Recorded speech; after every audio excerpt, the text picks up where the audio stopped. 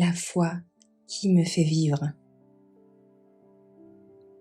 L'origine par la création, le 18 janvier.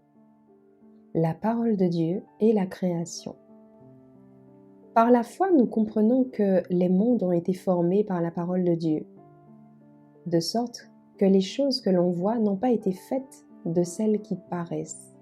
Hébreux 11, verset 3. C'est la parole de Dieu seule qui nous donne un récit authentique de la création de notre monde. La théorie selon laquelle Dieu n'a pas créé la matière lorsqu'il a amené le monde à l'existence est sans fondement. Dans la formation de notre monde, Dieu n'a pas été redevable à la matière préexistante. Au contraire, toutes les choses matérielles ou spirituelles se sont dressées devant le Seigneur Jéhovah, à sa voix, et ont été créées pour son propre but. Les cieux et toute leur armée, la terre et tout ce qu'elle contient ne sont pas seulement l'œuvre de sa main, mais ils ont été créés par le souffle de sa bouche. Bien qu'il y ait une individualité et une variété dans la nature, il y a une unité dans leur diversité, car toutes les choses reçoivent leur utilité et leur beauté de la même source.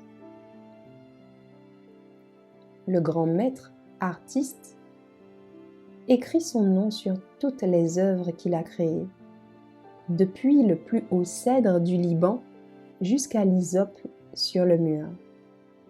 Elles témoignent toutes de son œuvre, depuis la plus haute montagne et le grand océan jusqu'au plus petit coquillage sur le rivage de la mer.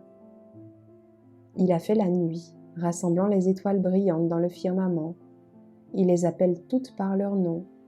Les cieux racontent la gloire de Dieu, et le firmament montre l'œuvre de ses mains, montrant à l'homme que ce petit monde n'est qu'une parcelle de la création de Dieu. Les plus grands étudiants en sciences sont contraints de reconnaître dans la nature l'action d'une puissance infinie. Mais pour la raison seule de l'homme, l'enseignement de la nature ne peut être que contradictoire et décevant. Ce n'est qu'à la lumière de la révélation qu'il peut être lu correctement. Par la foi, nous comprenons. Au commencement était Dieu, Genèse 1, verset 1. C'est ici seulement que l'esprit, dans son interrogation avide, fuyant comme la colombe vers l'arche, peut trouver le repos. Au-dessus, au-dessous, au-delà, demeure l'amour infini qui fait tout pour accomplir le bon plaisir de sa bonté. 2 Thessaloniciens 1, verset 11.